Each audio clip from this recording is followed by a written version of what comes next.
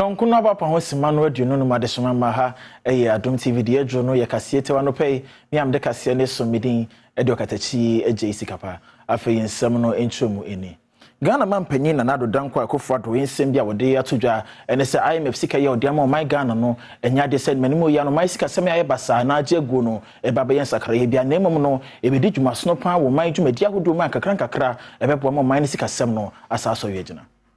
Fellow Ghanaians, access to the IMF facility will not spell the immediate end of the difficulties we are in presently. But the fact that we've been able to negotiate such a deal sends a positive message to our trading partners, creditors, and investors. A positive message that will be underpinned by the discipline, hard work, and enterprise with which we execute the program. It should lead to the restoration of confidence and the reopening of avenues that have been closed to us this past year.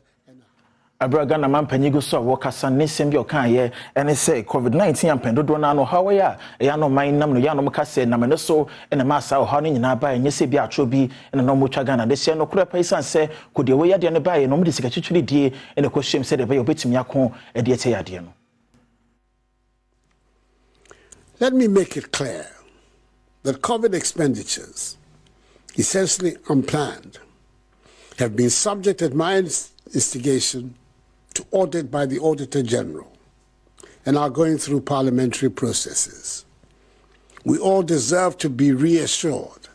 that Tonight, we are all here for a worthy cause, to raise funds to support the construction of a dialysis center to serve Bono East and Ahafo region. Ghana man penya be de twe Dr. Baumia na na de abasopo emadwumaku bia fe ni entwe Bono mantam no emu na akromafo mu New Town ene nyamaye ni nyina no ewosunyane esoso de adesere etumpanyimfo enim se womra nsraban mu isan sensamso nnuasamso bia ewo mu ekro ni mu akokora kwadwo ensamso no atete apansam aye hojo akakra bi se betie agwantipanyimfo hwe na wonye nsakra ye bi ewo ho.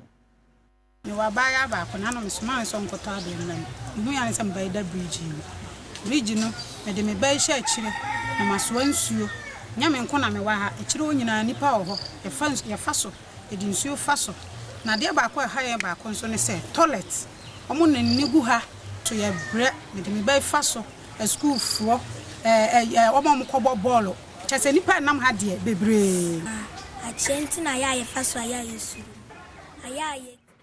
Ghana man panyin ya be de twe Dr. Baumia de abasobo ma Council of Bono and Half Association of North America so much meeting hye pegu akwema wo mo hwese kidney dialysis center wo mbesi wo ye hafo ene Bono mantamu na aboa ma de hye etumi akohwere se de wo kidney no ho nsem no esifa etie of a dialysis center to serve Bono East and Ahafo region.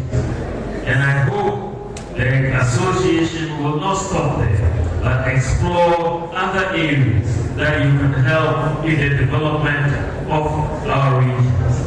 I would like to take this opportunity to urge all other Ghanaian associations in the diaspora to emulate this kind gesture of Kobani so that together in semi so major na Kasiebo no me de simidin e de okatachi eje isikapa.